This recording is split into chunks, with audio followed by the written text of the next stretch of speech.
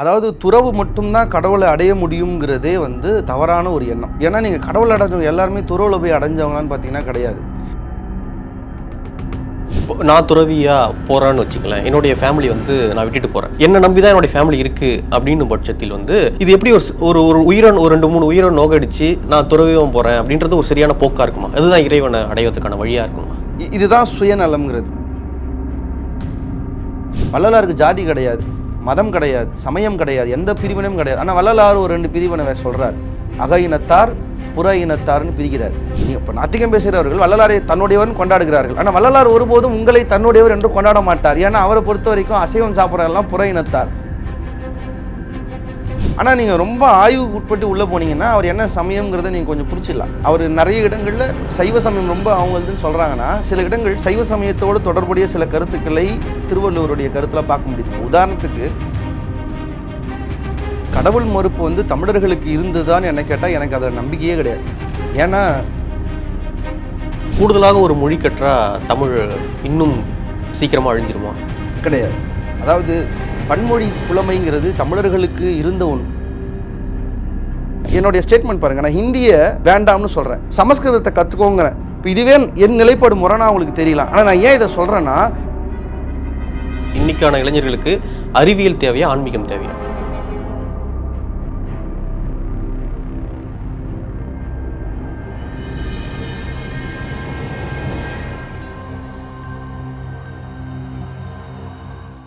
பேசு தமிழா பேசு மற்றும் திருவருள் டிவி இணைந்து முன்னெடுக்கக்கூடிய சனாதன தமிழர் சங்கமம் 2024 இந்த ஆண்டு வர நவம்பர் 24 வர ஞாயிற்றுக்கிழமை அன்னைக்கு காலை 8:44 தொடங்கி மாலை 4 மணி வரை சென்னை டி நகரில் இருக்கக்கூடிய ஹிந்தி பிரச்சார சபா சாலையில் அமைந்திருக்கக்கூடிய கிருஷ்ணசாமி திருமண மண்டபத்தில் நடக்க இருக்குது. காலை தொடங்கி மாலை வரை நடக்கக்கூடிய இந்த நிகழ்வுல உங்க எல்லோருக்குமே மதிய உணவு அங்கு ஏற்பாடு செய்யப்பட்டிருக்குது. சனாதன தர்மம் தொடர்பாக மிக ஆழமான உரைகளை நிகழ்த்துவதற்கு எண்ணற்ற பேச்சாளர்கள் வர இருக்காங்க. இது நம்மளுடைய குடும்ப விழா. நீங்க எல்லோரும் உங்க குடும்பத்தோடு கலந்துக்கணும்னு பேசு தமிழா பேசு சார்பாக அன்போடு வரவேற்கிறோம். பேசு தமிழா பேசு நேயர்களுக்கு வணக்கம். இன்று நம்மோடு உரையாடுவதற்காக எழுத்தாளரும் பேச்சாளருமான திரு தாமல்கோ சரவணன் அவர்கள் இணைந்திருக்காங்க. அவங்க கூட நம்ம உரையாட போறோம். வணக்கம் சார். வணக்கம். எப்படி இருக்கீங்க? நல்லா இருக்கு. நீங்க எப்படி இருக்கீங்க? நல்லா இருக்கேன். உங்களுடைய வீடியோ நிறைய வைரலாக போயிட்டு இருக்கு, வாழ்த்துக்கள். முதல் கேள்வியாக என்ன கேள்வினா, இந்த துறவு சந்நியாசம் போகிறது இது தொடர்பான சர்ச்சைகள் நிறைய இப்போ போயிட்டு இருக்கு. சிலர் என்ன சொல்றாங்கன்னா இதுதான் துறவு, சிலர் இதுதான் துறவு. இப்போ வர சாமியார்கள் துறவுக்கான டெஃபினேஷனே மாத்துறாங்க அப்படின்னு நிறைய சொல்றாங்க. இந்திய சமயங்களுக்கு அந்த சமய கோட்பாட்டுகளுக்கு எதிராக சிலர்லாம் துறவு பற்றி பேசிக்கிட்டு இருக்காங்க அப்படின்லாம் சொல்றாங்க. துறவு அப்படின்றதுக்கான வரையறை என்ன? அதாவது துறவுங்கிற அந்த தமிழ் வார்த்தையே உங்களுக்கு என்ன சொல்லணும்னா, ஒரு விஷயத்திலிருந்து வெளியேறணுங்கிறது தான் அந்த வார்த்தையே சொல்கிறது. துரத்தல் அப்படின்னா நான் ஒன்றத்தை விடுறது, ஒன்றுத்துலேருந்து நான் வெளியே வர்றது, அதுதான் துறவு. துறவினுடைய அடிப்படையே என்னென்னா உலகியலேருந்து வெளியே வர்றது. இப்போது நீங்கள் இருக்கேன், நான் இருக்கேன், நான் எப்போ துறவி ஆகிறேன்னா நீங்கள் எதெல்லாம் செய்கிறீங்களோ அதுலேருந்து நான் வெளியே மாறுபட்டுருக்கணும். உங்களுக்கு குடும்பம் இருக்கும், குழந்தை இருக்கும், நீங்கள் ஃபேமிலி இருப்பீங்க, சம்பாதிப்பீங்க, உலகியலை கொண்டாடுவீங்க, படத்துக்கு போவீங்க, சினிமாவுக்கு போவீங்க. இது ஒரு உலகியல். இந்த உலகியலுக்குள்ளேருந்து வெளியே வர்றது தான் துறவியல். அவ்வளோதான் இந்த துறவுங்கிற சொல்லுக்கான அர்த்தம். ஆனால் நம்ம இதை ரொம்ப தத்துவ ரீதியாக பார்த்தோம்னா தான் நம்ம நீங்கள் கேட்ட எல்லா இந்திய சமயங்கள்லேயும் துறவு அப்படின்னா அதுக்கு ஒரு தத்துவ ரீதியான ஒரு பொருள் இருக்குது. நீங்கள் அவ்வளோ போக வேண்டாம், தமிழ் போனீங்கன்னா தமிழே நமக்கு ரொம்ப அழகாக அதை சொல்லி கொடுத்துரும். இப்போது துறவு அப்படிங்கிற ஒரு அதிகாரத்தில் திருவள்ளுவர் எழுதியிருக்கார். அது ரொம்ப பிடிச்ச அதிகாரம் எனக்கு. ஏன்னா அதில் 1330 குறளில் உதடே ஒட்டாமல் ஒரு திருக்குறள் இருக்குது, 2 இருக்குது, 3 இருக்குது. அதில் ஒன்று இந்த துறவு அதிகாரத்தில் வர முதல் குறள் உதடே ஒட்டாமல் எழுதியிருப்பார். யாதனின் யாதனின் நீங்கியான் நோதல் அதனின் அதனின் இலை. இப்போ நீ சொல்லும்போது பார்த்தா என்னோட உதடே ஒட்டாமல் இருக்கும். ஏன் இப்படி இதில் எழுதினார்னா சும்மா எதர்ச்சியாக எழுதினார்னா அப்படி கிடையாது. துறவுங்கிறதே வாழ்க்கையில் எதோடையும் ஒட்டாமல் இருக்கணுங்கிறதுக்காக துறவுக்கு எழுதின திருக்குறள் கூட உதடு ஒட்டாமல் எழுதினார் அப்படிங்கிற சிறப்பு இந்த குறளுக்கு பார்க்கலாம். அப்போ இதுக்கு என்ன பொருள்னா, வாழ்க்கையில் எதெல்லாம் துன்பம் கொடுக்குமோ அந்த துன்பத்துக்கு காரணமானது எல்லாத்தையும் விட்டுட்டு நீ வெளியே வந்துரு. அதுதான் யாதனின் யாதனின் நீங்கியா நோதல் அதனின் அதனின் இல்லைன்னு. இப்போ அதே அதிகாரத்தில் கடைசியாக கொண்டு எப்படி முடிக்கிறாரு, அதிகமாக உதடு ஒற்ற திருக்குறள் எழுதுகிறார். பற்றுக பற்றற்றான் பற்றினை அப்பற்றை பற்றுக பற்று விடருக்கு. இனி பார்த்தீங்கன்னா உதடு ஒரு சொல்லுக்கும் ஒட்டிகிட்டே இருக்கிறத நீங்கள் பார்க்கலாம். இப்போ இதுக்கு என்ன அர்த்தம்னா, இறைவனை இருக்குமா பிடிச்சிக்கோங்கன்னு முதல் குறளில் விடுங்கன்னு பேசுகிறார். கடைசி குரலில் பிடிச்சிக்கோங்கன்னு பேசுகிறார். எது துறவுன்னு கேட்டிங்கன்னா இதுதான் டெஃபினிஷன். உலகியலை விடுவதும் அருளியலை தொடுவதும் தான் துறவு. இது எல்லா சமயங்கள்லையும் இந்த துறவுங்கிறத நீங்கள் பார்க்கலாம். இல்லை ஒரே மாதிரியாக தான் இருந்திருக்கா எல்லா சமயங்கள்லையும்? அப்படி இப்போ துறவுங்கிறது ஒன்று தான். இப்போ நான் சொன்ன இதுதான், உலகியலை விடுவதும் அருளியலை தொடுவதும் தான் எல்லா சமயத்துக்கும் பொதுவானது. ஆனால் அதில் இந்த துறவுக்குன்னு அவங்க சில ஃபார்முலா ஃபாலோ பண்ணுறாங்கல்ல, இப்படி தான் துறவு போகணும், இப்படி தான் துறவு வாழ்க்கை இருக்குது, இதுதான் ஆச்சார இதுக்கு அப்படின்னு ஒரு நியதிகளை வைக்கிறாங்கல்ல, இது வந்து சமயத்துக்கு சமயம் மாறும். சைவத்தில் இருக்கக்கூடிய துறவு வேறு மாதிரி, வைணவத்தில் இருக்க துறவு வேறு மாதிரி, சமணத்தில் இருக்க துறவு வேறு மாதிரி, பௌத்தத்தில் இருக்கிற துறவு வேறு மாதிரி. வள்ளலாரே வந்து பார்த்திங்கன்னா சன்மார்க்கத்துக்குள்ளேயும் கூட சாதுக்கள் அப்படின்னு ஒரு துறவு நிலையை சொல்கிறாரு.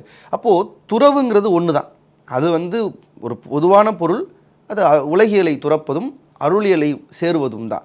ஆனால் அதை ஃபாலோ பண்ணுறதுக்குன்னு ஒரு மெத்தடாலஜி இருக்குது பாருங்கள். அந்த மெத்தடாலஜி வந்து ஒவ்வொன்றுத்துக்கும் ஒரு மாதிரி மாறும். அது எல்லாருக்கும் ஒரே மாதிரி கிடையாது. இப்போது முன்னாடி இருந்ததுக்கும் இப்போ இருந்ததுக்கும் துறவில் கொஞ்சம் டிஃப்ரெண்ட் ஏற்பட்டிருக்கா, மாற்றங்கள் நிகழ்ந்திருக்கா? நிறைய ஏற்பட்டிருக்கு. இப்போது நீங்கள் பாருங்களேன், பௌத்த மதம் வரும்போது இருந்த துறவே வேறு. அப்போ வந்து பார்த்திங்கன்னா ஒரு துறவு போனோம்னா ரொம்ப பயங்கர ரெஸ்ட்ரிக்டடான ஒரு துறவுன்னு ஒன்று இருந்துச்சு. பின்னாடி வர வர என்ன ஆகுதுன்னா அந்த துறவினுடைய அந்த ஒரு பலம் வந்து கொஞ்சம் குறையுது. அது ஒரு மாறுபடுது, மட்டுப்படுது, அது வேறு மாதிரி மாற ஆரம்பிக்குது. ஒரு காலத்தில் ஒரு துறவி அப்படின்னாலே என்ன இலக்கணம்னா, இன்றைக்கி காலையில் எனக்கு ஒரு 5 இட்லி கிடைக்குதுன்னா நான் 2 இட்லி சாப்பிட்டுட்டேன்னா ஒரு 3 இட்லி எனக்கு வேணும்னு நான் மத்தியானம் வச்சுக்கூடாது. எனக்கு அதை நான் தூக்கி யாருக்காவது கொடுத்துட்டு மத்தியானம் எனக்கு பசிச்சுதுன்னா நான் திரும்ப பிச்சை கேட்டு தான் நான் வாங்கி சாப்பிடணும். இதுதான் துறவினுடைய இலக்கணமாகவே ஒரு காலத்தில் இருந்துச்சு. ஆனால் இன்றைக்கி பார்த்திங்கன்னா ஒரு துறவிக்கு இன்னும் அவங்க ஒரு 60 ஆண்டு காலம் அவங்களுடைய வச்சிருக்கக்கூடிய விஷயங்களை ஆதிக்கம் செலுத்துக்கான நல்ல பணபலத்தோடு இன்றைக்கி இருக்கிறத நம்ம பார்க்க முடியுது.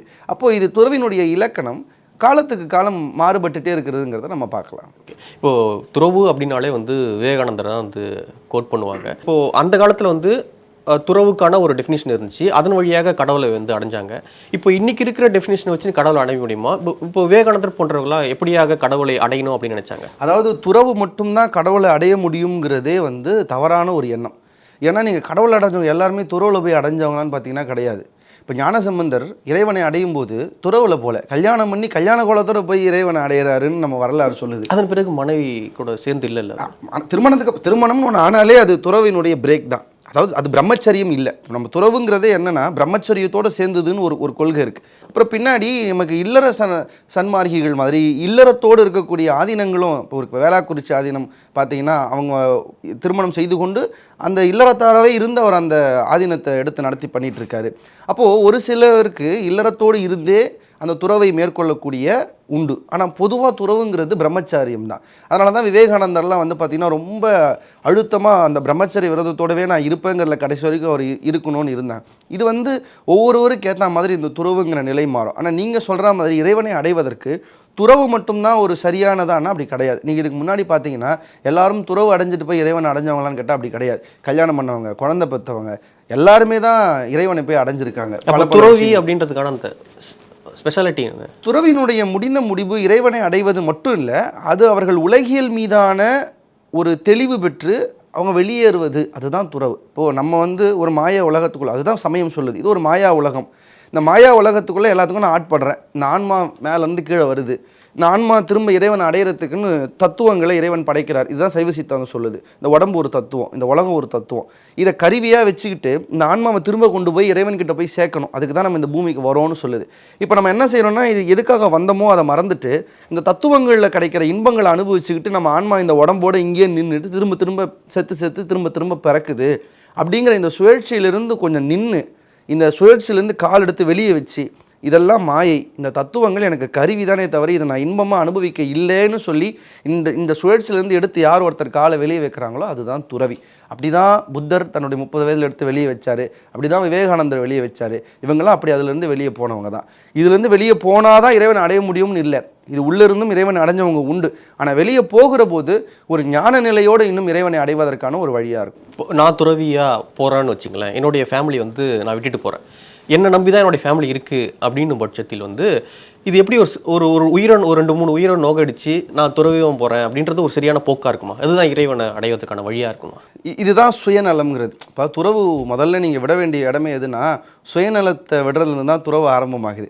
ஏன்னா ஒரு துறவியினுடைய வாழ்க்கை நான் எப்படி பார்க்குறேன்னா, துறவி என்பவர்கள் யாரோ போய் ஒரு ஒரு மலை மேலேயோ இல்லை ஒரு கூடாரத்துக்குள்ளேயோ இல்லை ஒரு குகைக்குள்ளேயோ போய் உட்கார்ந்துக்கிறது துறவி கிடையாது. நான் என்னுடைய குடும்பத்தை விட்டுட்டு நான் இந்த சமூகம் பயனுற வேண்டும் என்பதற்காக வெளியே வர்றது தான் துறவினுடைய மிக முக்கிய உயர்ந்த நோக்கம். அப்படி தான் நான் பார்க்குற ஒரு பெரிய நபர் வள்ளலார்.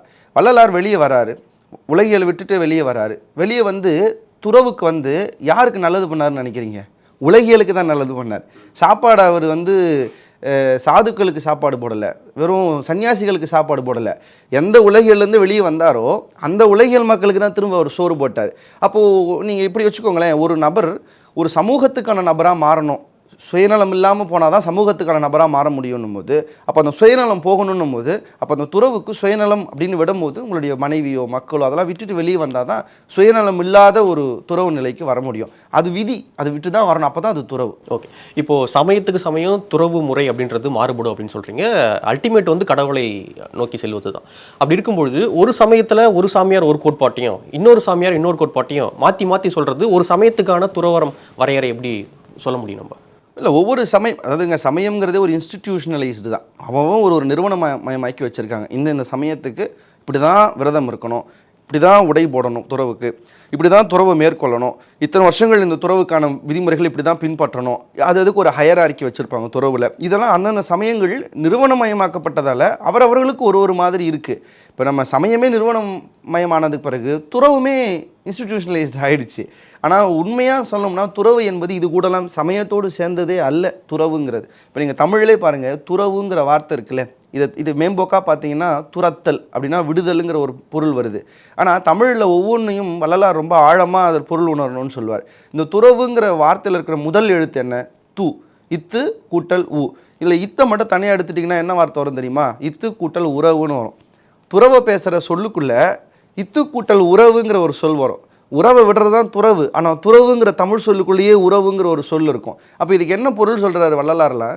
இத்துங்கிறது தகரம் அப்படிங்கிறார். தகர வித்தைன்னு நிறைய நீங்கள் சன்மார்த்தில் சொல்லியிருப்பார். தகரம் அப்படின்னாலே என்னென்னா உடம்பை வந்து நித்திய உடம்பாக்குறது, சாகா மரணமில்லா பெருவாழ் அடையிறதுங்கிறார் வள்ளலார். இன்னொரு இடத்துல இத்து தகரம் அப்படிங்கிறது இறைநிலைங்கிறார். அப்போ யார் ஒருவர் இறைநிலையோடு உறவு வைக்கிறார்களோ, இத்தோடு உறவு வைக்கிறார்களோ அது துறவுன்னு மாறுதுன்னு தமிழ் அதுக்கு ஒரு அழகான பொருளை வச்சுருக்கு பாருங்கள். இது எல்லா சமயத்துக்கும் பொதுவான ஒரு நிலை. ஆனால் அதுக்குள்ளே நான் இப்படி தான் முறையில் வருவேன் துறவுக்கு, நான் இந்த வயசில் தான் துறவுக்கு வரணும், நான் இந்த உடை தான் போட்டுக்கணும், நான் இந்த சாப்பாடு தான் சாப்பிட்ணுங்கிறதெல்லாம் அந்தந்த சமயங்கள் ஏற்படுத்தி கொள்கிறதே ஒழிய, நான் முதல்ல சொன்ன மாதிரி துறவு அப்படிங்கிறது ஒரு மனப்பாங்கு.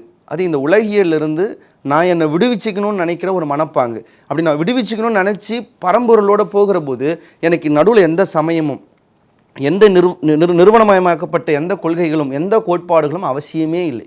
அதனால தான் வள்ளலார் எதுலேயுமே இல்லாமல் அவர் தன்னுடைய அந்த மேல்நிலைக்கு வரும்போது அவர் நீங்கள் பார்த்தீங்கன்னா எந்த விதமான இதுக்கு முன்னாடி சொல்லப்பட்ட எதையுமே அவர் ஃபாலோ பண்ணலை. அவருக்கு முன்னாடி துறவிகள்லாம் சமைக்கக்கூடாது, தெரியுங்களா? அவருக்கு முன்னாடி துறவிகள் சமைக்கக்கூடாது. இன்றைக்கும் பட்டினத்தாரே பிச்சை எடுத்து துறவிகள் சமைக்கக்கூடாது. இப்போ நீங்கள் சொன்ன விவேகானந்தர் வட இந்தியா முழுக்க துறவு போனதுக்கு பிறகு சாப்பாட்டுக்கு வீட்டு கதவை தட்டி தட்டி தான் சாப்பிட்டார். அவரே சுயசரிதலை பதிவு செஞ்சுருக்கார். சில வீடுகளில் நான் போய் பசின்னு கேட்பேன், ரொட்டியை கொடுப்பாங்க, 10 நாள் ரொட்டியாக இருக்கும், காஞ்சு போயிருக்கும், கடிச்சா உடையும், என் பல்லுன்னுவார், பல்லு உடையும், ஆற்று நீரில் ஊற வச்சு தான் நான் அந்த ரொட்டியவே நான் சாப்பிடுவேன், அப்படி தான் என் பசியை தீர்த்துக்கிட்டேன்னு விவேகானந்தர் சொல்கிறார். விவேகானந்தர் எப்போ வந்தார்? வள்ளலாருக்கு பின்னாடி வந்தார். வள்ளலாருக்கு முன்னாடி புத்தர் இருந்தார், துறவினுடைய மிகப்பெரிய கோட்டையை கட்டி அமைச்சவர். ஆனால் அவர் என்ன சொன்னார் சீடர்களுக்கு? யாரும் சமைக்கக்கூடாது, எல்லாரும் போய் பிச்சை கேளுங்க, பிச்சை கேட்டு வாங்கிட்டு வந்து கொடுங்க, அந்த சாப்பாடை மொத்தமாக வச்சு பகிர்ந்து சாப்பிடுவோன்னு சொன்னார். இப்போ பாருங்கள், துறவுக்கு ஒரு இலக்கணம் இருந்துச்சு. துறவிகள் ஒருபோதும் அடுப்பை ஏற்றக்கூடாது. ஆனால் வள்ளலார் என்ன பண்ணார்? பிரேக் பண்ணார். எந்த துறவி அடுப்பை மூட்டக்கூடாதுன்னு சொன்னாரோ, ஆனால் வள்ளலார் ஒரு துறவியாக அடுப்பை மூட்டி இன்றைக்கு வரைக்கும் ஊருக்கு சோறு போட்டுட்ருக்காருன்னா, அப்போது இந்த இலக்கணம் இதெல்லாம் நம்ம செட் பண்ணுறது. ஒரு சரியான பரம்பரை நோக்கிய பாதையில் போகிறவங்களுக்கு இந்த எந்த விதமான கொள்கைகளும் இதுவெல்லாம் வந்து அவசியம் இல்லை அப்படிங்கிறது என்னுடைய எண்ணம். ஓகே, நீங்கள் தொடர்ச்சியாக வள்ளலார் குறித்து பேசிக்கிட்டு இருக்கீங்க. இப்போ வள்ளலார் அப்படின்ற ஒருவர் வந்து தமிழ்நாட்டை தாண்டி வடக்குலேயோ அல்லது உலகளவுலேயோ பரவலை அப்படின்னு ஒரு பார்வை இருக்குது. வடக்கில் இருக்க பல கடவுள்கள் வந்து இங்கே ரொம்ப பரவி தெருக்கு தெரு கோயிலாக இருக்கட்டும் அப்படின்னு வளர்ந்துருக்கு இல்லையா? இதுக்கான காரணம் என்ன? வள்ளலார் வகுத்த அந்த கோட்பாட்டு ரொம்ப கடினமாக இருக்குது, அதனால் அது பரவலை அப்படின்னு பார்க்கலாமா? அப்படி சொல்ல முடியாது. என்னை பொறுத்த வரைக்கும் இது வந்து தமிழர்களினுடைய ஒரு பலவீனம். நான் வெளிப்படையாக சொல்லணும்னா தமிழர்களுக்கு சமயத்திலே ஒரு பெரிய பலவீனமானவர்களாக இருக்கிறார்கள் அப்படிங்கிறத நான் ஏற்றுப்பேன். ஏன்னா அவங்களுக்கு அதை பற்றி ஒரு கொள்கையோ அது பின்னாடி இருக்கிற பின்புலமோ ஒன்றுமே தெரியாமல் ஒன்று வந்ததுன்னா சரசரன்னு அதை ஏற்றுக்கிறாங்க. ஒரு ஏதாவது அமானுஷமாக நடந்ததுன்னா அதை ஏற்றுக்கிறாங்க. வள்ளலார் ஏன் போய் சேரலன்னு கேட்டிங்கன்னா, வள்ளலார்கிட்ட எந்த அமானுஷமும் கிடையாது. அவர் எந்த பாலையும் சுட கையில் வச்சு கலக்கலை. அவர் எந்த லிங்கத்தையும் வாயிலேருந்து வர இறந்தவங்களை வந்து அவர் உயிர்ப்பித்து எழ வைத்ததாக, அதாவது அது வந்து சின்ன சின்ன சித்துக்களாக செய்கிறாரே தவிர, நான் ஒரு மெஜிஷியன் மாதிரி இதை எப்பயும் செய்வேன்னு அவர் வெளியே செய்யலை. அவர் யாரோ அன்பர்கள் வேண்டிக் கொண்டதால் செய்ததற்கும், என்னால் இந்த ஆற்றல் இருக்கிறது, இதை நான் செய்வேன் என்று ஒரு வெளிப்படையாக செய்து காட்டுவதற்கும் வித்தியாசம். அது நடந்திருக்கானா? சிலர் அவருடைய கதையில் இருக்கு. எல்லாரையும் உயிர்ப்பித்தெல்லாம் கிடையாது. அவருக்கு தேவைப்பட்ட ஒருவர் இருக்கிற போது அவர் உயிர்ப்பித்திருக்கிறாருன்னு ஒரு செய்தி சொல்கிறாங்க. ஆனால் அது உண்மையானு கேட்டிங்கன்னா ஆதாரபூர்வமான செய்தி எதுவும் கிடையாது. வள்ளலாருடைய வாழ்க்கை எந்த சம்பவங்களும் நமக்கு ஆதாரபூர்வமான சம்பவங்கள் கிடையாது. பின்னாடி வந்த அன்பர்கள் ஒன்று சேர்த்து சொல்கிறது. அப்போ ஆட்டோமேட்டிக்காக என்ன ஆகும்னா, ஒரு மனிதரை தெய்வீகத்தன்மையோடு காட்டணும்னு முற்படும் போது ஏதாவது ஒரு அமானுஷ்யமான விஷயங்களோடு அவரை கட்டமைக்கிறதுங்கிறது ஒரு மரபு. அது நடக்க தான் செய்யும். அப்படி தான் அவரை முயற்சி பண்ணாலும் கூட அவர் அதுக்குள்ளே போய் பொருந்தலை. அதனால தான் வள்ளலாரை இப்போ வரைக்கும் நீங்கள் வள்ளலார்னு சொன்னீங்கன்னா அவர் இதை பண்ணார், அதை வர வச்சார், இதை எரிச்சார்லாம் சொல்ல மாட்டாங்க. வள்ளலார்னா சோறு போட்டார், வள்ளலார்னா ஜீவகாரணத்தோடு இருந்தார், வள்ளலார்னா உயிர்கள் மேலே அன்பு செலுத்தினார். ஏன் வள்ளலார் தமிழ்நாடு தாண்டி போகலைன்னா, வள்ளலார் கொண்டு வந்த கற்பிதம், அதாவது அவர் கொண்டு வந்த ஆன்மீக தத்துவங்கிறது ஒரு ஒழுக்க தத்துவம். உங்களை ஒழுக்கமாறுன்னு சொன்னால் உங்களால் தான் முடியாது. இப்போ நீங்கள் சன்மார்க்கத்துக்குள்ளே வந்தீங்கன்னா ஒழுக்கமாக இருக்கணும். இப்போ நீங்கள் மற்ற துறவிகள் சம்மந்தப்பட்ட ஒரு ஆசிரமத்துக்குள்ளே போகிறீங்கன்னா உங்களுக்கு அங்கே ஒழுக்கம் பெருசு இல்லை. உங்களுக்கு என்ன உடை போட்டுக்கிறது, என்ன மாதிரி சாப்பாடு சாப்பிட்றது, என்ன மாதிரி மந்திரம் சொல்கிறதுன்னு அது வெறும் எல்லாமே நீங்கள் செய்யக்கூடிய செயல்முறைகளில் போயிடுது. ஆனால் வள்ளலார் சொன்னது ஒழுக்கம். நம்ம ஆளுங்களுக்கு தான் ஒழுக்கம் சொன்னால் ஒத்துக்காதே, பண்ண முடியாது. அதனால வள்ளலார் அசைவம் சாப்பிட்ற நிறைய பேர் வந்து வள்ளலார் கும்பிட்றாங்க இல்லையா? அதுக்கான அது எப்படி நடக்குது? அப்போ வள்ளலார் என்ன சொல்கிறாரு? அசைவம் சாப்பிட்றவங்கள புற இனத்தாருங்கிறார். இப்போ வள்ளலார் வந்து பேதமே பார்க்காதவர். வள்ளலாருக்கு எந்த உயிருமே பேதம் கிடையாது. அவர் எங்கேயுமே அதை சொன்னதே இல்லை. அவர் பாடம் என்ன பாடுறாருன்னா, எத்துணையும் பேதமுறாது எவ்வுயிரும் தம்முயிர் போல் எண்ணி உள்ளே ஒத்துடைமை உரையவராய் உவக்கின்றார் யார் அவர் உளம்தான் சுத்த சித்துருவாய் எம்பெருமான் நடம்புரியும் இடம் என நான் கண்டேன்கிறார். அதாவது எந்த ஒரு ஜீவன் எந்த உயிரையும் வேறுபாடு பார்க்காம இருக்கோ அந்த ஜீவனுடைய மனசில் தான் இறைவன் இருப்பாருன்னு வள்ளலார் சொல்கிறார். வள்ளலாருக்கு ஜாதி கிடையாது, மதம் கிடையாது, சமயம் கிடையாது, எந்த பிரிவினையும் கிடையாது. ஆனால் வள்ளலார் ஒரு 2 பிரிவினை சொல்கிறார். அக இனத்தார் புற இனத்தார்னு பிரிக்கிறார். அக இனத்தார் யாருன்னா, யார் ஒரு உயிர்கொலை செய்து உண்ணாமல் இருக்கிறார்களோ அவர் அகவினத்தார். யாரெல்லாம் உயிர்கொலை செய்து சாப்பிட்றாங்களோ அவர் புற இனத்தார்னு பிரிக்கிறார். ஆனால் பிரித்தாலும் பாருங்கள், வள்ளலார் எங்கே உயர்ந்த இடத்துல நிற்கிறாருன்னா, அப்போ நான் புற இனத்தார்னு பிரிச்சுட்டேன், அவர் அசைவம் சாப்பிட்றோன்னு பிரிக்க சொல்லிட்டீங்க, அவன் பசின்னு வந்து நான் என்னங்க பண்ணுறது, துரத்தி விடணுமானா ஐயா சொல்கிறாரு, புற இனத்தாராகவே இருந்தாலும் அவர் பசிப்புறும்போது பசிதவிர்த்தல் மாத்திரமே புரியுங்கிறார். அவனுக்கும் பசிச்சா கூட அவனை தூக்கி தூன்னு சொல்லாத, அவனை வர வச்சு அவனுக்கு சாப்பாடு போட்டு அனுப்புங்கிறார். அப்போது அவருக்கு அந்த காருண்யம் அன்பு எல்லார் மேலேயும் இருக்குது. இருந்தாலும் அவர் ஒரு சர்டன் பீரியடில் பிரிக்கிறார். என்ன பிரிக்கிறாரு? அகவினத்தார் புற இனத்தாருன்னு பிரிக்கிறாரு தான். இன்றைக்கி நாத்திகம் பேசுகிறவங்க வள்ளலாரை எவ்வளோ கொண்டாடினாலும் வள்ளலாரை பொறுத்த வரைக்கும் நீங்கள் புற இனத்தார் தான். நீங்கள் இப்போ நாத்திகம் பேசுகிறவர்கள் வள்ளலாரை தன்னுடையவர்னு கொண்டாடுகிறார்கள். ஆனால் வள்ளலார் ஒருபோதும் உங்களை தன்னுடையவர் என்று கொண்டாட மாட்டார். ஏன்னா அவரை பொறுத்த வரைக்கும் அசைவம் சாப்பிட்றவங்கலாம் புற இனத்தார். நாத்திகர்கள் அசைவம் சாப்பிட்றீங்கன்னா நீங்கள் அவருக்குள்ளே வரமாட்டீங்க. ஞான சபை கட்டுறாரு, என்ன எழுதியிருக்கார்? இப்போ இன்றைக்கி கோயிலுக்கு என்ன எழுதுறாங்க வெளியில் போர்டில்? லுங்கி கட்டிட்டு வர வேண்டாம், கைலி கட்டி கொண்டு வர வேண்டாம், நைட்டி போட்டு கொண்டு வர வேண்டாம், ட்ராக் போட்டு கொண்டு வர வேண்டாம்னு எழுதுறாங்க. ஆனால் வள்ளலார் ரொம்ப நாளைக்கு முன்னாடி என்ன எழுதிட்டார் தெரியுமா? கொலைனா நம்ம இப்போ நடக்கிற இந்த கொலையெல்லாம் இல்லை, உயிர்கொலை செய்பவர்களும் புழைப்பசிப்பு சாப்பிட்றவர்களும் உள்ளே வரக்கூடாதுன்னு எழுதி வச்சுருக்கார். அப்போ அவர் அவ்வளவு அழுத்தமாக அந்த விஷயத்தில் இருக்கார். இது உணவு சம்மந்தமாக தயவு செஞ்சு எடுத்துக்காதீங்க. என்னுடைய சாப்பாட்டில் இவர் யார் சாப்பாட்டை பற்றிய பிரச்சனை இல்லை. அவர் ஒரு உயிர் மேலே இரக்கத்தோடு இருந்தவர். அவர் கேட்ட ஆசை என்னன்னு பாருங்கள். அப்பா, நான் வேண்டுதல் கேட்டு அருள் புரிதல் வேண்டும், ஆறுயிர்க்கெல்லாம் நான் அன்பு செய்தல் வேண்டுங்கிற.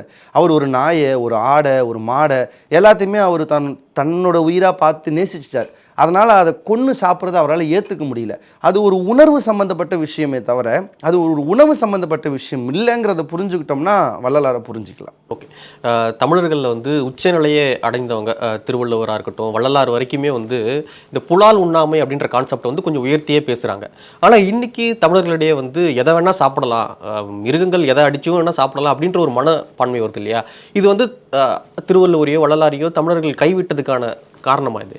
அதாவது நம்மளை பொறுத்த வரைக்கும் பாருங்கள், திருவள்ளுவர் வந்து துறவியலும் பேசுகிறார், இல்லறவியலும் பேசுகிறார்.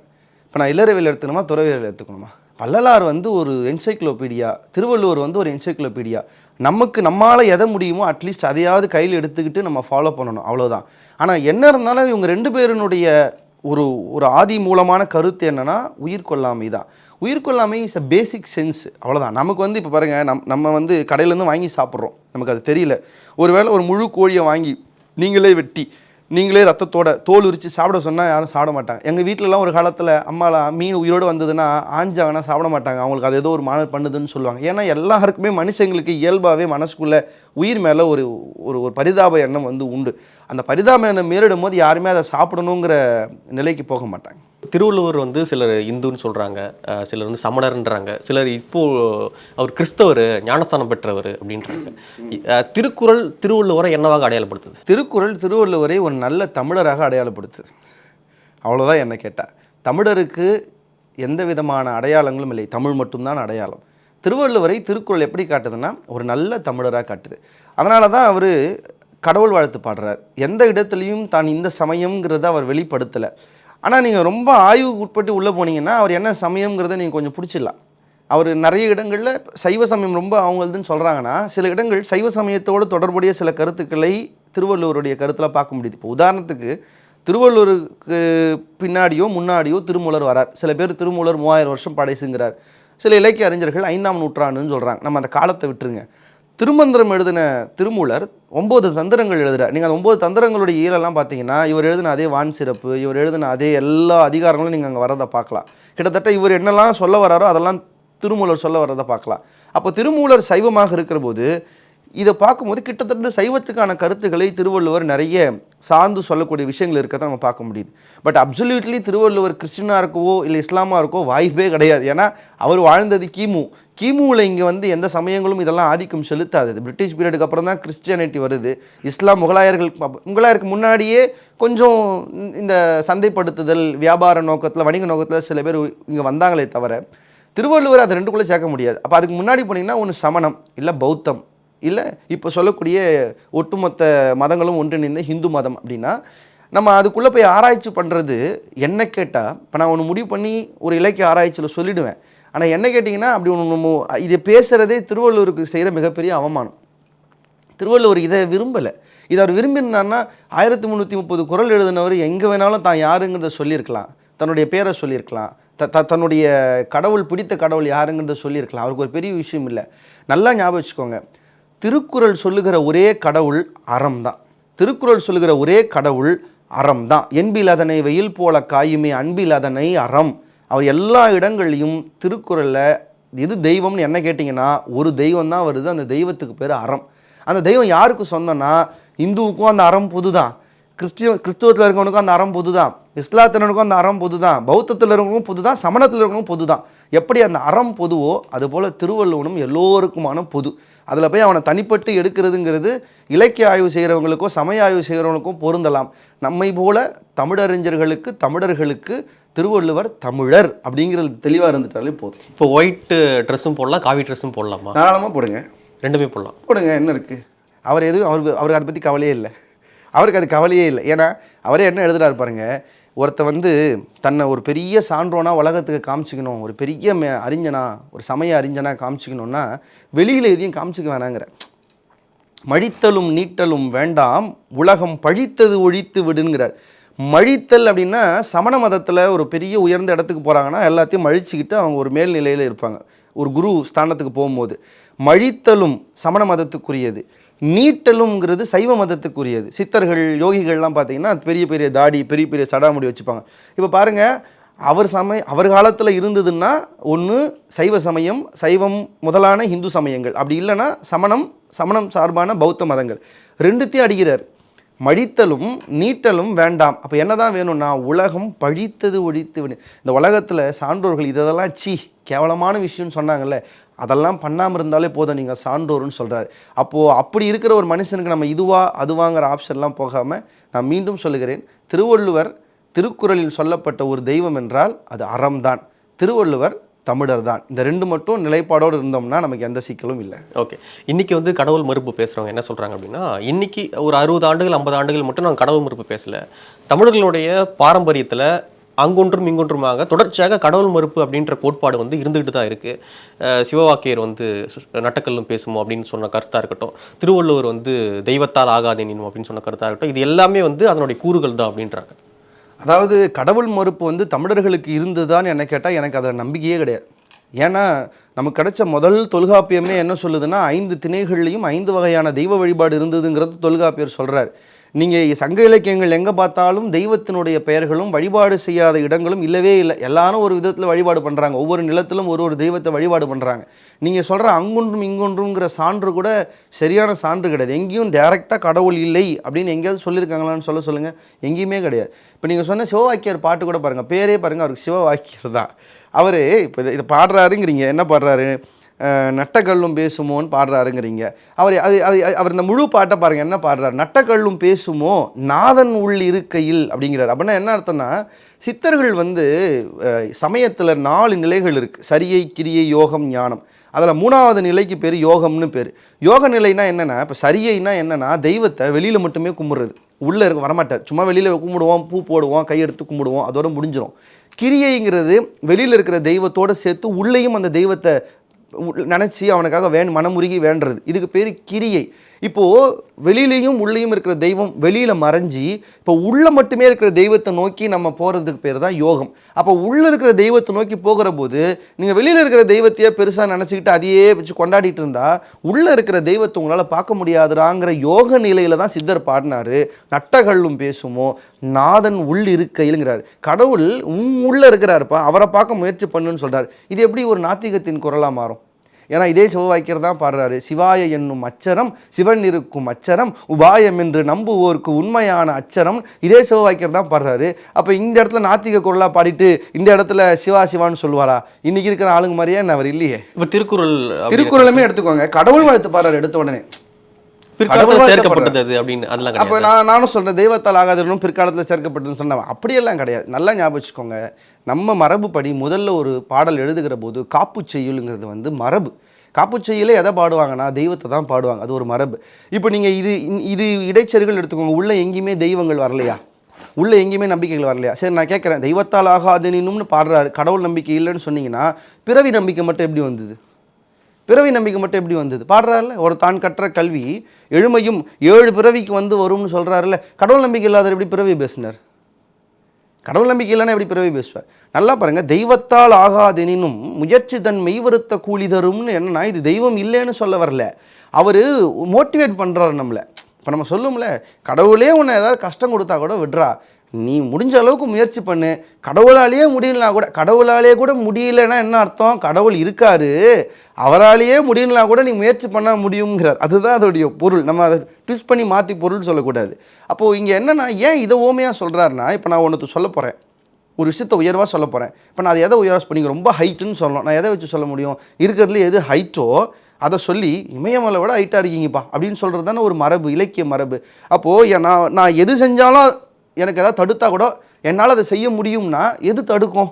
இருக்கிறதுலே சுப்பீரியர் கடவுள் தான். அப்போ திருவள்ளுவர் சொல்கிறார், கடவுளாலேயே உனக்கு ஒன்று செய்ய முடியலனா கூட நீ முயற்சி பண்ணனா தெய்வத்தால் ஆகாது எனினும் முயற்சி தன் மெய்வருத்த கூலி தரும் தான் சொல்கிறார். அது நடந்துரும்னு சொல்லலை, நீ முயற்சி பண்ணால் அந்த முயற்சிக்கான பலனாவது உனக்கு கிடைக்கும்பா அப்படிங்கிறார். அப்போ இந்த இடத்துல வந்து நீங்கள் திருவள்ளுவரை நாத்திகராக காட்டாதீங்க, அவர் ஒரு மோட்டிவேஷனல் ஸ்பீக்கரு.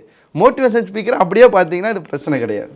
ஓகே, ஒரு காலகட்டத்துக்கும் வந்து ஒரு கடவுள் வந்து கொண்டாடப்பட்டுக்கிட்டே இருக்காங்க. சமீபத்தில் வந்து வாராகி அப்படின்ற ஒரு அம்மன் கொண்டாடப்பட்டாங்க. இப்போ வந்து முருகருக்கான ஒரு டைமிங்லாம் ஸ்டார்ட் ஆகிடுச்சு அப்படின்ட்டு முருகரை வந்து கொண்டாடுறது, திருச்செந்தூர் போகிறது அப்படின்னு ரொம்ப இதுவாக இருக்குது. அது ஏன் அப்படி ஒரு மக்கள் மனநிலைக்கு வராங்க? ஒவ்வொரு மனிதர்களுக்கும் தெய்வம் ஒன்று பொது தான். இப்போது எனக்கு ஒரு வெளிச்சம் வேணும், சில பேருக்கு வீட்டில் டியூப்லைட் மாட்டினா பிடிக்கும், சில பேருக்கு குண்டு பல்பு மாட்டினா பிடிக்கும், சில பேருக்கு வார்ம் லைட் எல்லோ கலரில் மாட்டினா பிடிக்கும். ஆனால் எல்லாமே தர்றது என்னென்னா வெளிச்சம் தான். எல்லாருக்கும் தெய்வங்கிற ஒரு கடவுள் மேலான ஒரு பெரிய ஈர்ப்பு இருக்குது. அந்த தெய்வங்கிற சக்தியை அவங்க தான் மேலே காட்டுறதுக்கு சில வடிவங்களை எதிர்பார்க்குறாங்க. சில பேருக்கு வாராகிங்கிற வடிவம் பிடிக்குது, சில பேருக்கு முருகங்கிற வடிவம் பிடிக்குது, சில பேருக்கு சிவபெருமாங்கிற வடிவம் பிடிக்குது. அது எந்த வடிவமாக இருந்தாலும் அந்த வடிவத்திலேருந்து வரக்கூடிய அருளுங்கிறது ஒன்று தான். அதனால தான் வள்ளலார் பாடுறார், எம் மதம் எம் இறை என்ப உயிர் திரள். ஒரு உயிரும் என்னென்ன தெய்வம்னு சொல்லி கும்பிட்டாலும் எம்மதம் எம்மிறை என்ப உயிர்த்திரள் அம்மதம் என்றருள் அருட்பெரும் ஜோதிங்கிறார். அந்தந்த மதத்து தெய்வமாகவே வந்து அருள் செய்ய போகிறது ஒரே கடவுள் தான். அதுதான் மணிவாசகர் பாடினார், தென்னாடுடைய சிவனை போற்றி. அவர் யார்? எந்நாட்டவருக்கும் இறைவா போற்றி. அந்தந்த நாட்டில் ஒரு சாமி சொல்கிறார்ல, அது யார்? என் நாட்டில் நான் சிவபெருமான்னு சொல்கிறேன்ல, அவன் தாங்கிறார். அப்போ இந்த சமத்துவம் இருக்கிற இந்த மண், இந்த தமிழ் மண்ணினுடைய சிறப்பே அதுதான். இந்த மண் ஒரு சமத்துவம் நிறைந்த மண். இது போய் ஐயனாரையும் கும்பிடும், கும்பிட்டுட்டு அப்படி போய் சிவபெருமானையும் கும்பிடும், போயிட்டு சனிக்கிழமை போய் பெருமாளையும் கும்பிடும், உள்ளே வந்த தெய்வத்தையும் வியாழக்கிழமை போய் கும்பிடும். நம்மளால எல்லாத்தையுமே தான் கும்பிடுவான். அது வந்து இது ஆன்மீக குழப்பமாக பார்க்கப்படாதா? ஆன்மீக ஆப்ஷன்னு சொல்லுங்களேன், இதை குழப்பம்னு சொல்ல வேண்டியதில்லை, இது ஆப்ஷன்னு சொல்லுங்கள். நமக்கு பல பல வழிகள் இருக்குது, பல நெறிகள் இருக்குது. ஆனால் ஒன்றுத்தில் கிளியர் ஆகணும், என்ன? நான் எந்த வழியில் போனாலும் நான் போய் சேரக்கூடிய இடம் ஒன்று அப்படிங்கிற தெளிவு இருந்தால் போதும். நான் எந்த வழியில் போனாலும் என்னை வந்து சேர இருக்கக்கூடிய தெய்வம் ஒன்றுங்கிற தெளிவு வரணும். அதுக்கு தான் அப்பப்போ சில அருளாளர்கள் தோன்றுறாங்க. இந்த மாதிரியான குழப்பங்கள் வரும்போதெல்லாம் ஒரு அருளாளர் மண்ணில் தோன்றி அவர் ஒரு கிளாரிட்டி கொடுக்குறாரு மக்களுக்கு. இல்லை இப்படி தான்ப்பா நீங்கள் அப்படி தான் சைவ சித்தாந்தம் வருது, அப்படி தான் தாயுமானவர் வராரு, அப்படி தான் வள்ளலார் வராரு. இப்போ இதுக்கப்புறம் யாராவது ஒருத்தர் வருவாங்க, குழப்பம் வருகிற போதெல்லாம் அதை தெளிவுபடுத்த யாராவது ஒருத்தர் வருவாங்க, வந்து அந்த குழப்பத்தை தீர்ப்பாங்க. இது வந்து தவறான்னு சொல்லக்கூடாது. நம்ம சமயத்தினுடைய சிறப்பு தான் இது. என்னென்னா, நமக்கு ஒரு பன்முக தெய்வங்கள் இருக்குது, நம்மளுடைய சிறப்பு. பன்முக தெய்வம் இருக்குது சிறப்பு. நீங்கள் முருகன் பிடிச்சா முருகனாக கும்பிட போகிற, சிவபெருமான் பிடிச்சா சிவபெருமானாக கும்பிட போகிற, அம்மனா. நம்ம சமயத்தில் மட்டும்தான் தெய்வங்கள் வந்து ரிலேஷன்ஷிப்பில் இருக்கும். அது அம்மா, இது அப்பா, இது மாமா, இது அத்தை, இது மாமி. இந்த ரிலேஷன்ஷிப் அழகு நம்ம சமயத்தில் இருக்கக்கூடிய ஒரு பெரிய அழகு. இது அழகாக பார்த்தோம்னா ஒன்றும் பிரச்சனை கிடையாது. இப்போ ஆன்மீகம் பேசுகிறாங்க அப்படின்னா அவங்க ரொம்ப ஓல்டு அப்படின்லாம் நிறைய கருத்துக்கள் இருக்கு இல்லையா? இப்போ ஆன்மீகம் அப்படின்னாலே அது வந்து முதியவர்களுக்கானது, அது ரொம்ப வயசான காலத்தில் கேட்க வேண்டிய ஒரு விஷயமா இருக்குது அப்படின்றாங்க. ஆன்மீகம் முதுமைக்கானதா அல்லது இளையோருக்கும் தேவைப்படக்கூடிய ஒரு விஷயமா?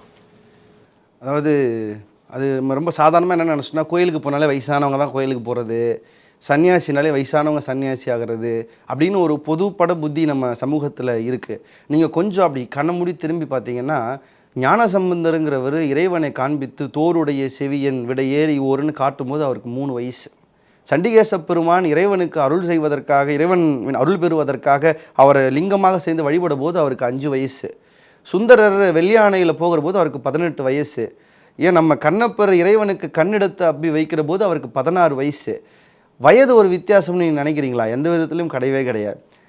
திருநாவுக்கரசர் 80க்கு மேலே இறைவனை போய் அடைகிறார், 3 வயசில் திருஞான சம்பந்தர் இறைவனை போய் அடைகிறார். அப்போ ஆன்மீகம் என்பது இந்த வயதுக்காரர்களுக்கா அப்படின்னு கேட்டால் அப்படிலாம் கிடையவே கிடையாது. யார் ஒருவர் வாழ்வியலை, வாழ்க்கையை, இறைவனை, அருளை பற்றி நினைக்கிறார்களோ, அதை பற்றிய தேடலுக்கு போகிறார்களோ, அவர்கள் எல்லோருக்குமான பொதுவானது ஆன்மீகம். அது சில பேருக்கு 6 வயசில் வரும், சில பேருக்கு 16 வயசில் வரும், சில பேருக்கு 60 வயசில் வரும், சில பேருக்கு சாவர வரைக்கும் வராது, சத்தது பின்னாலும் வராது. அது ஒவ்வொருத்தருக்கு ஒரு அது என்ன கேட்டிங்கன்னா, ஒரு ஆன்மீகவாதி என்ன சொல்லுவோன்னா, திருவருள் இல்லைன்னு அர்த்தம்.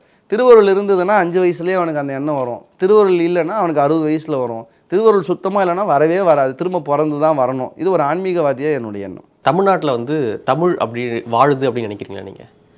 பாரதியார் சொன்ன மாதிரி தமிழ் இனி மெல்லச்சாங்க அந்த மாதிரி நடக்குதா, இல்லை வளருது, அறிவிலுக்கு ஏற்ற மாதிரி புதுப்பிச்சுக்குது தமிழ் அப்படின்னு நினைக்கிறீங்களா? அதாவது தமிழ்நாடுங்கிறது ஒரு ஆகு பெயர் தான். தமிழ்நாடுன்னு யாரோ ஒன்று வந்து தமிழ்நாடுங்கிறது நீங்கள், நான், இதெல்லாம் சேர்ந்து தான். இப்போ நீங்கள் நடத்துகிற எல்லா நேர்காணல்கள்லையும் தூய தமிழ்லேயே நேர்காணல் செய்கிறீங்களா? இல்லை. சிலது செய்ய முடியல. நான் எல்லா நேர்காணலையும் தூய தமிழ்லேயே பேசுகிறேன்னா? இல்லை, சில நேரங்களில் முடியல. ஆனால் அதனால் தமிழ் வீழுது அப்படின்னு சொல்கிறதோ, இல்லை தூய தமிழில் மட்டுமே பேசுகிறதால தமிழ் வாழுது அப்படிங்கிறதோ அல்ல. நீங்கள் சொன்ன மாதிரி ஒரு மொழியினுடைய வளர்ச்சி இல்லது அதனுடைய நீட்டிப்பு, அதனுடைய நிலைத்த தன்மை எதை பொறுத்து இருக்குன்னா, அது எல்லா துறைகள்லையும் தன்னை மெருகேற்றிக்கிட்டே வருதாங்கிறத பொறுத்து தான் இருக்குது. அப்படி பார்த்தீங்கன்னா இன்றைக்கி தமிழ் எல்லா துறைகள்லையும் தன்னை மெருகேற்றிட்டு வரதை பார்க்க முடியுது. எல்லா துறைகள்லையும் தமிழ் இன்றைக்கி வந்துருச்சு. தமிழுக்கான சொல் அகராதிகள் வந்துருச்சு, தமிழுக்கான சொற்கள் வந்துருச்சு, நம்ம பயன்படுத்த முடியுது.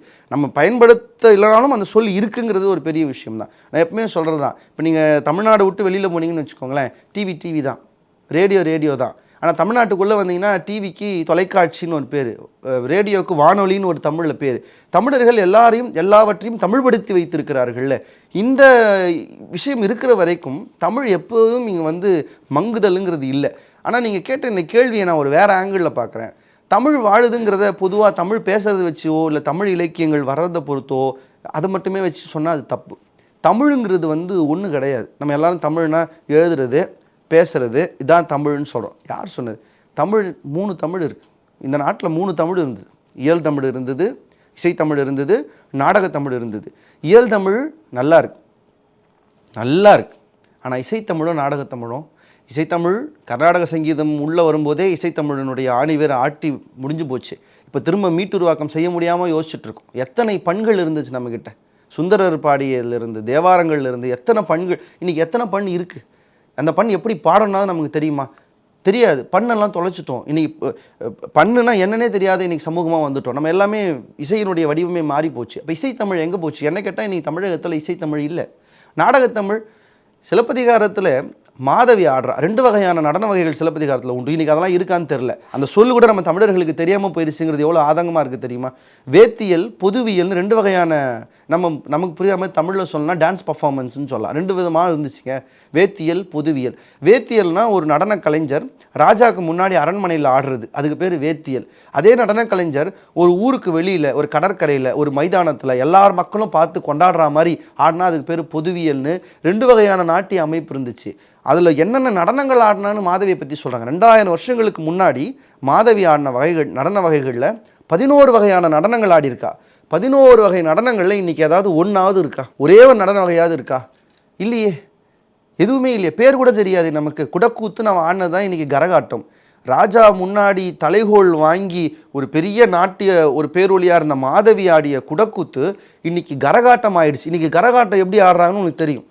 காதில் கேட்க முடியாத கெட்ட வார்த்தைகளோடு ஆடுற அளவுக்கு இன்றைக்கி கரகாட்டக்காரிங்கிற வார்த்தை எவ்வளவு வன்மம் நிறைந்த வார்த்தையாக மாறிடுச்சு. இன்னைக்கு மாறிச்சா இல்லையாங்க? கண்டிப்பாக. தலைகோல் வாங்கி ராஜாவினுடைய அரசவையில் ஆடின மாதவி. தலைகோல்னால் என்னங்க? ஒரு ராஜா வெற்றி பெற்று பகை நாட்டு மன்னனுடைய கொற்றைக்கொடையை வெட்டி அதை அலங்காரம் பண்ணி யானையில் ஏற்றி கொண்டு வந்த தலைகோலுங்கிற ஒரு பெரிய பொருளை ராஜா யார்கிட்ட கொடுக்குறான்? மாதவிங்கிற ஒரு நடன கன்னிகைக்கு கொடுக்குறான். அந்த நடன கன்னிகை தெய்வம் போல கொண்டாடிய ஒரு நிலையில் இருக்கிறா.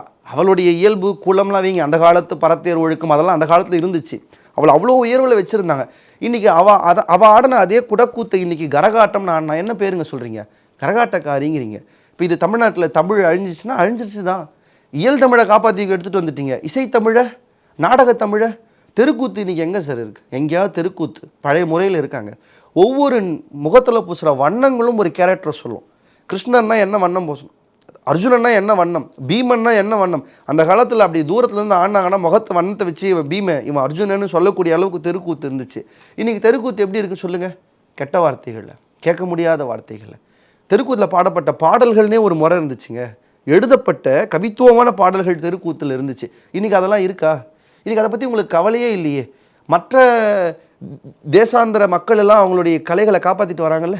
இங்கே வந்து சண்டை மேலே வைக்கிறீங்க. தமிழ்நாட்டில் எதுக்கு சண்டை மேலே வைக்கிற? தமிழ்நாட்டினுடைய வாத்தியங்கள் தெரியுமா உனக்கு? 1-2 தெரியுமா? தமிழ்நாட்டு மங்கள வாத்தியம்னு திருநெல்வேலியிலலாம் இன்னமும் வாசிக்கிறாங்க. கல்யாணத்துலேருந்து காரியத்து வரைக்கும் நையாண்டி மேலே வச்சு வாசிக்கிறாங்க. இங்கே வட தமிழ்நாட்டில் வாசிக்கிறீங்களா? எதுக்கு எடுத்தாலும் கடை திறந்தா கேரளா சண்டை மேளம், எது திறந்தாலும். என்ன சொல்கிறேன்? அப்போ இந்த மண்ணினுடைய கலை யார் காப்பாற்றுவா? அவன் காப்பாற்றுறானா? அப்போ தமிழ் அழியுதா அழியலையாங்கிறத வெறும் தமிழ் மொழியை, தமிழ் பேசுகிறத, தமிழ் எழுதுறதை வச்சே பார்க்குறியே. அப்போ இசைத்தமிழும் நாடகத்தமிழும் எவன் காப்பாற்றுவான்? எப்போ தமிழர்கள் முத்தமிழையும் காப்பாற்ற வேண்டும் என்று கொஞ்சம் முழித்து வெளியே வருகிறார்களோ அப்போதுதான் உண்மையில் தமிழ்நாட்டில் வாழும். ஓகே. கூடுதலாக ஒரு மொழி கற்றா தமிழ் இன்னும் சீக்கிரமாக அழிஞ்சிருமா? கிடையாது. அதாவது பன்மொழி புலமைங்கிறது தமிழர்களுக்கு இருந்த ஒன்று. தமிழர்கள் பன்மொழி பேசியிருக்கிறார்கள்.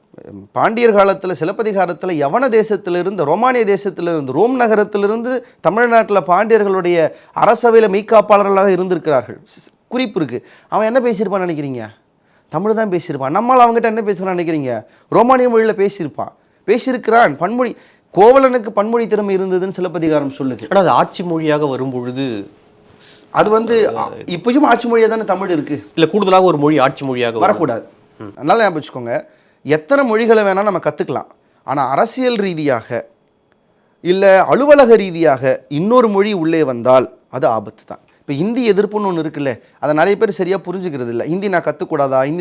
ஹிந்தி எல்லாரும் கற்றுக்கணும். நீங்கள் கொஞ்சம் பார்டர் தாண்டிங்கன்னா இப்போ பெங்களூர் பண்ணாலே ஹிந்தி தான் பேசுகிறான்.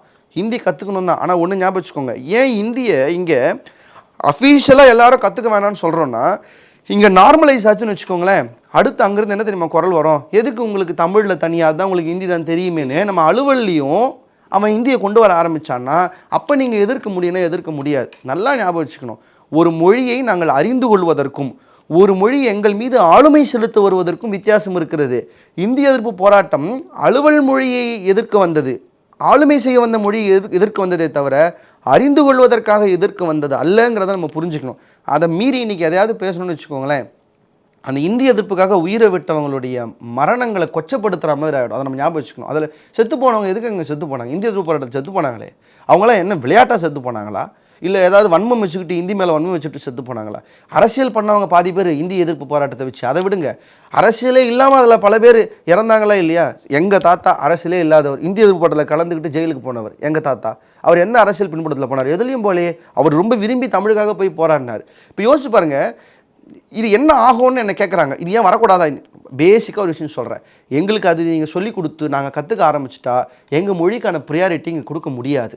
இது ஹிந்தி மட்டும் இல்லை, எந்த நாடாக இருந்தாலும். இப்போ நீங்கள் மற்ற நாடுகள் கூட போய் பாருங்கள், 2 மொழிகள் இருக்கிற இடத்துல இந்த பிரச்சனை உண்டு, 3 மொழிகள் இருக்கிற இடத்துல இந்த பிரச்சனை உண்டு. ஒரு மொழியை தான் ஆதிக்கம் செலுத்த வைப்பாங்க. இது எல்லா நாடுகளையும் நடக்கும், இந்தியாவிலையும் அது நடக்கும் தான் சொல்ல வரேன். இப்போது நான் ஏர்போர்ட்டு, நான் ஒரு ஃப்ளைட் ஏறுறேன், நான் இங்கிருந்து டெல்லி போகிறேன், தமிழில் நீ எதுவும் சொல்கிறது இல்லை, ஹிந்தியில் சொல்கிற, இங்கிலீஷில் சொல்கிற, ஐ அக்செப்ட். நான் போகிறேன் டெல்லிக்கு, நீ ஹிந்தியில் சொல்கிறேன், நான் ஏற்றுக்கிறேன். நான் சென்னையிலேருந்து கோயம்புத்தூர் போகிறேன், நான் சென்னையிலேருந்து மதுரை போகிறேன், தமிழில் அனௌன்ஸ் பண்ணுறீங்களா? சென்னையிலேருந்து கோயம்புத்தூருக்கு எவன் போவான்? சென்னையிலேருந்து திருச்சிக்கு எவன் போவான்? தமிழன் தானே போவான். தமிழ் அனௌன்ஸ் பண்ணுறீங்களா? சரி, அட்லீஸ்ட்டு ஹிந்தியில் அனௌன்ஸ் பண்ணிவிட்டு இங்கிலீஷில் அனௌன்ஸ் பண்ணிவிட்டு தமிழில் அனௌன்ஸ் பண்ணுறீங்களா? இல்லையே. இங்கேருந்து இங்கே ஒருத்தன் போகிறதுக்கு இந்தி அனௌன்ஸ்மெண்ட் எதுக்கு? இதெல்லாம் இருக்க எங்களுக்கு கோவம் வருது. ஒன்று பண்ணுங்கள், எழுதி கொடுங்க, சட்ட ரீதியாக எழுதி கொடுங்க, இல்லை ஒரு பாஸ் பண்ணுங்கள் நீங்கள் பாராளுமன்றத்தில். தமிழ்நாட்டில் ஒருபோதும் எந்த அலுவல் ரீதியாகவும் பேங்க் சலான்லேருந்து மயில்களிலிருந்து போர்டிலிருந்து எதுலேயும் நாங்கள் இந்தியை கொண்டு வர மாட்டோம்னு சொல்லுங்கள். இங்கே இருக்கிற எல்லா பள்ளிகளையும் இந்தி நடத்து, தாராளமாக நடத்து. அப்போ எங்கே சிக்கல் வருதுங்கிறத புரிஞ்சுக்கணும். மொழியை கற்றுக்கிறதுல பிரச்சனையே கிடையாது நமக்கு. அந்த மொழியை கற்றுக்கிறது நல்லது தான், இன்னும் 4-5 மொழி கூட கற்றுக்கலாம், தப்பே இல்லை. ஆனால் இது பிரச்சனை எங்கன்னா, நான் கற்றுக்கிட்டா நீ அடுத்து எனக்கு என்ன வரும்னா பேசு, உனக்கு தான் தெரியுது இல்லை, பேசு. இன்றைக்கி நம்மளை என்ன பண்ணுறான், எங்கே பார்த்தாலும் வந்துட்டாங்க. நம்மளை மெரினா பீச் ஞாயிற்றுக்கு நம்ம போக முடியல, போனால் அது சென்னையில் இருக்குதா மெரினா பீச்சு, இல்லை உத்தரப்பிரதேசில் இருக்குதான்னு தெரில, அந்த மாதிரி தான் இருக்குது. யாராவது ஒருத்தர் அவங்க கூட தமிழில் பேசுகிறாங்களா பாருங்கள், இல்லை அவன் மெனக்கெட்டு நம்மக்கிட்ட தமிழில் பேசுகிறான்னு பாருங்கள், பேச முடியறான். நமக்கு அங்கே தானே கோவம் வருது.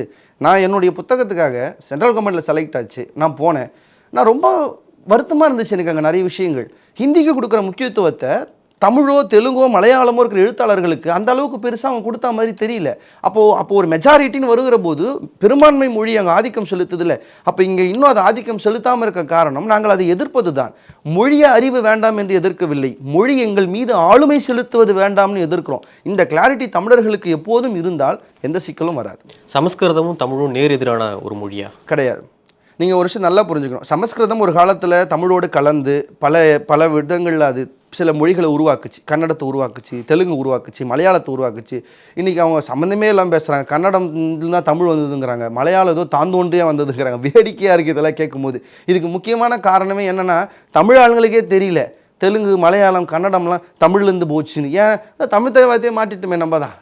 தமிழ் தலைவாத்தையே கன்னடமும் கலிதெலுங்கும் துளுவும் உதிரத்தே உதிர்ந்து ஒன்று போல வாயிடணும்னு தமிழ் தலைவாத்தில் இருந்திருந்தால் நம்ம ஆளுங்களுக்கு தெரிஞ்சிருக்கும், நம்மக்கிட்ட இருந்தால் இது வந்ததுன்னு. நம்ம தான் அதையும் கட் பண்ணி விட்டோமே, எப்படி தெரியும்? இதெல்லாம் நம்மக்கிட்டேருந்து போன மொழி. சமஸ்கிருதத்தோட கலக்க பர்சன்டேஜ் கலக்க புது மொழிகள் உருவாகுது. இப்போ இந்த சமஸ்கிருத கலப்பு, அதுக்கு முன்னாடி பாலி கலந்தது, எல்லாமே மொழி கலப்பு ரொம்ப சாதாரணமாக நடக்கும். இப்போ சமஸ்கிருத கலப்பு இவ்வளோ எதிர்த்தோம், இங்கிலீஷ் கலக்கலையா? இங்கிலீஷ் கலந்து இல்லையா? சமஸ்கிருதம் கலக்கக்கூடாதுன்னு அவ்வளோ பேசுகிறோம், இப்போ இங்கிலீஷ் கலந்துதா இல்லையா?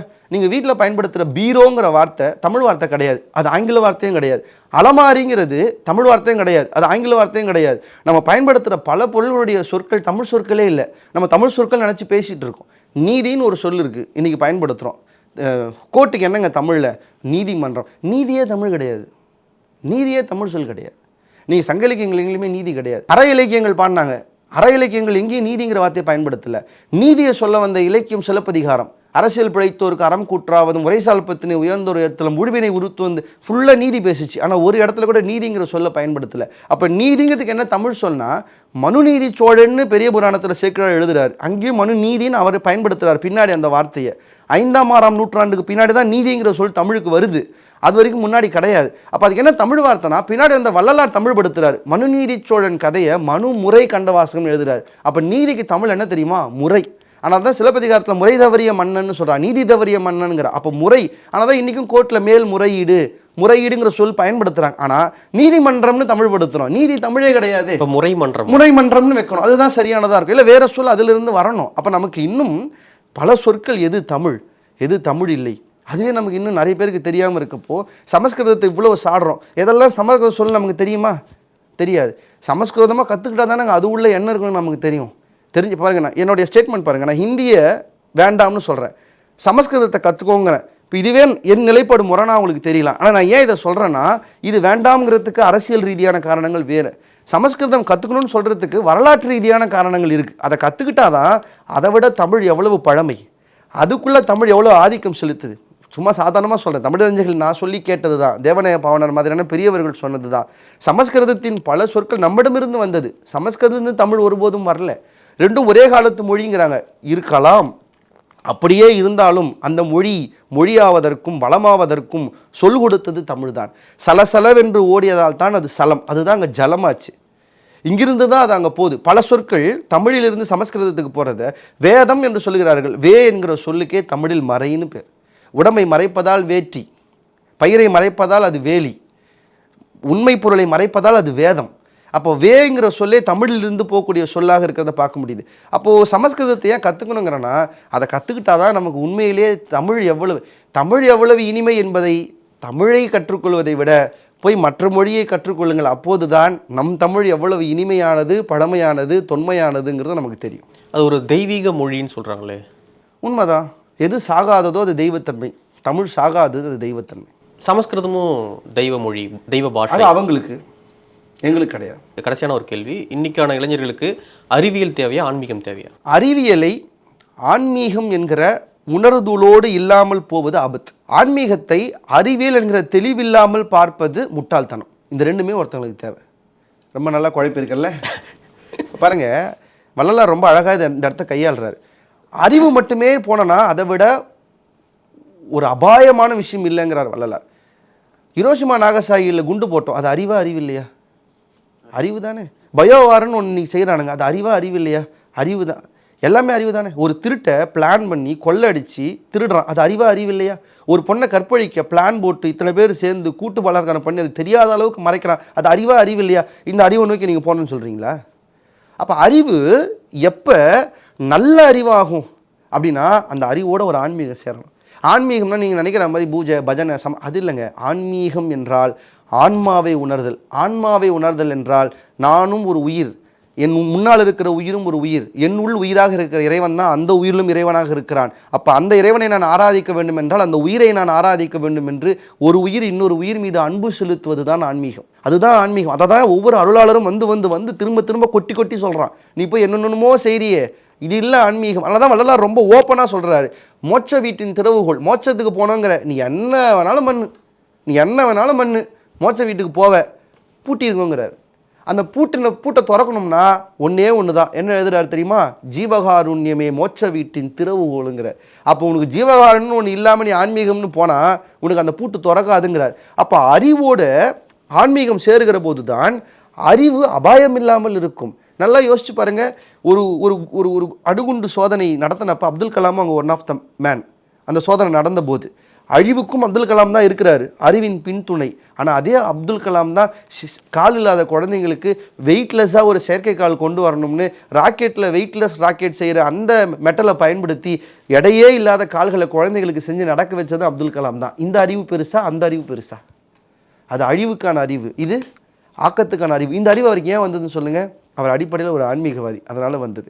அப்போ ஆன்மீகத்துக்கு அறிவு வேண்டாமா? அறிவில்லாத ஆன்மீகம் என்ன பண்ணுன்னு சொல்லுங்கள்?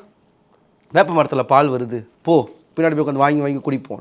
ஏதோ ஒரு அம்மா நான் ஒரு முடிவருன்னு தெருத்தூரம் நடந்துச்சுன்னா அது குடிச்சிட்டு போட்ட காப்பியை கூட வாங்கி குடிக்கிறது. இது ஏன் அறிவு இல்லாத ஆன்மீகம்? அறிவோட ஆன்மீகத்தை பாருங்கள். நான் சொல்கிறேன், தப்பா எடுத்துக்காதீங்க. உலகத்திலேயே கடவுளை, இறைவனை, ஆன்மீகத்தை மெய் அறிவியலோடு அணுகிய ஒரு இனம்னா அது தமிழ் இனம் தான். அவன் எல்லாத்தையுமே பாருங்கள் தியரட்டிக்கலாக சொன்னான். இது இந்த இதை கையில் வச்சுருக்கோம், அது இப்படி இருக்கும், அப்படியெல்லாம் அவன் சொல்லவே இல்லை. அவன் பிரிக்கிறான். பசு, பதி, பாசம், இறைவன், ஆன்மா, உலகம். இது எதுக்குன்னு நீங்கள் கேட்டிங்கன்னா இதெல்லாம் எனக்கு தேவையில்லைன்னு சொல்லாதீங்க. நீ எவ்வளோ பெரிய சயின்டிஸ்டாக இருந்தாலும், நீ எவ்வளோ பெரிய ஆளாக இருந்தாலும் உனக்கு மன உளைச்சல் வரும். உலகத்தை வெறுப்ப, வாழ்க்கையை வெறுப்ப, பொண்டாட்டியை வெறுப்ப, காதல் தோல்வி வரும், வாழ்க்கை வெறுமையாகும். நம்ம நினச்சிட்டு இருக்கோம் உடம்பு தானே, உடம்பை தாண்டி ஒன்று மனசுன்னு இருக்குல்ல. உடம்புக்கு எது தேவையோ அதை அறிவியல் செய்து கொடுத்து விடும். உடம்பு முடமானால் அறிவியல் காப்பாற்றி விடும். மனம் முடமானா, மனம் சரியில்லைன்னா உங்களுக்கு ஒன்று தேவைப்படும், அதுதான் ஆன்மீகம். அதனால தான் ஏன் முதல்ல ஒரு கேள்வி கேட்டிங்களே, துறவு ஏன் போகிறான்னு. அவர்கள் மனம் முடமான போது, இந்த உலகத்திலிருந்து விலக நினைக்கிற போது அவர்களுக்கு அறிவியல் கை கொடுக்காதப்போ ஆன்மீகம் தான் கை கொடுக்கும்.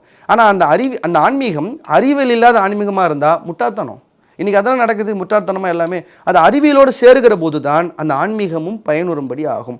நம்ம தமிழர் ஆன்மீகம் அறிவியலோடான ஆன்மீகம், அறிவியல் அற்ற ஆன்மீகம் இல்லவே இல்லை. ஆனால் தான் நம்ம தமிழர் ஆன்மீகம் இன்றைக்கும் தனியாக நிற்கிது. ஏன் தனியாக நிற்கிதுன்னா, அவன் அறிவியலோடவே எல்லாத்தையும் பார்த்தான், மெய்யறிவோடவே எல்லாத்தையும் பார்த்தான்.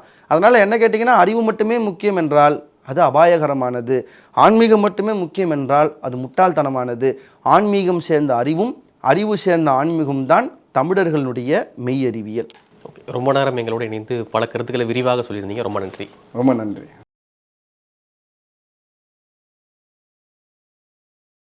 பேசு தமிழா பேசுவினுடைய மக்கள் ஃபவுண்டேஷன் மூலமாக நம்ம ஒரு மிகப்பெரிய ஒரு பசு சரணாலயம் அமைப்பதற்கான முயற்சியில் ஈடுபட்டிருக்கோம். இந்த சரணாலயத்தை அடுத்த 5 ஆண்டுகளுக்குள்ளார நம்ம முழுமையாக கட்டமைச்சு நம்முடைய பாரத பிரதமர் மோடி அவர்களுடைய கரங்களால் அதை திறக்க வேண்டும்ங்கிறது தான் என்னுடைய ஆசை. இந்த பசுக்கள் சரணாலயத்திற்கு என்னுடைய கான்ட்ரிபியூஷனாக நான் ஏதாவது கொடுக்கணுங்கிற எண்ண ஓட்டத்தின் அடிப்படையில் கிட்டத்தட்ட 10 ஆண்டுகளுக்கு மேலே நான் கலெக்ட் பண்ண கலை பொருட்கள் அனைத்தையும் விற்று அதன் மூலமாக திரட்டப்படக்கூடிய தொகை என்னவோ அதை இந்த மக்கள் ஃபவுண்டேஷனுக்கு, இந்த பசு சரணாலயம் திட்டத்திற்கு என்னுடைய கான்ட்ரிபியூஷனாக கொடுக்க போகிறேன். இந்த பொருட்கள் அனைத்துமே நம்முடைய பேசு தமிழா பேசு அலுவலகத்தில் விற்பனைக்கு இருக்குது. கீழே இருக்கக்கூடிய இந்த கான்டாக்ட் நம்பருக்கு நீங்கள் கால் பண்ணி இது பற்றின மேலதிக விவரங்களை நீங்கள் தெரிஞ்சுக்கலாம். அது மட்டும் இல்லாமல் மக்கள் ஃபவுண்டேஷனுடைய அக்கௌண்ட் நம்பரை இந்த வீடியோடைய டிஸ்கிரிப்ஷனில் கொடுத்துருக்கோம். நீங்கள் நேரடியாக அந்த அக்கௌண்ட் நம்பர் மூலமாகவும் உங்களுடைய கான்ட்ரிபியூஷன்ஸை கொடுக்கலாம். பேசு தமிழா பேசு ஒரு சேனல் கிடையாது, அது ஒரு இயக்கம்னு நான் உறுதியாக நம்புகிறேன். உங்களுடைய குரலை தான் நாங்கள் ஒவ்வொரு வீடியோலையும் பேசுகிறோம், உங்களுடைய மனசாட்சியை தான் நாங்கள் பிரதிபலிக்கிறோங்கிற ஒரு எண்ணம் எங்களுக்கு இருக்குது. அதே எண்ணம் உங்களுக்கு இருந்ததுன்னா தொடர்ந்து பேசு தமிழா பேசுவனுடைய முயற்சிகளுக்கு நீங்கள் கொடுக்கக்கூடிய ஆதரவை இந்த பசுக்கள் சரணாலயம் திட்டத்திற்கும் கொடுக்கணும்னு சொல்லி ரொம்ப தாழ்மையோடு கேட்டுக்கிறேன். உங்களுடைய அன்பாலையும் ஆதரவாலையும் தான் பேசு தமிழா பேசி இயங்கிக்கிட்டு இருக்கு. அதற்கு என்றென்றைக்கும் நன்றி. கல்லால் ஒருவன் அடிக்க உடல் சிலிர்க்க, யாரு? சாக்கிய நாயனார் கல்லாலே அடிச்சார் சிவனை. இந்த மாதிரி ஆன்மீகம் மற்றும் ஜோதிடம் சார்ந்த இன்னும் பல வீடியோக்கள் பார்க்கணுமா? மறக்காம திருவருள் டிவிக்கு சப்ஸ்கிரைப் பண்ணுங்க. திருவருள் டிவியுடைய சேனல் லிங்க் இந்த வீடியோடைய டிஸ்கிரிப்ஷன்ல இருக்கு.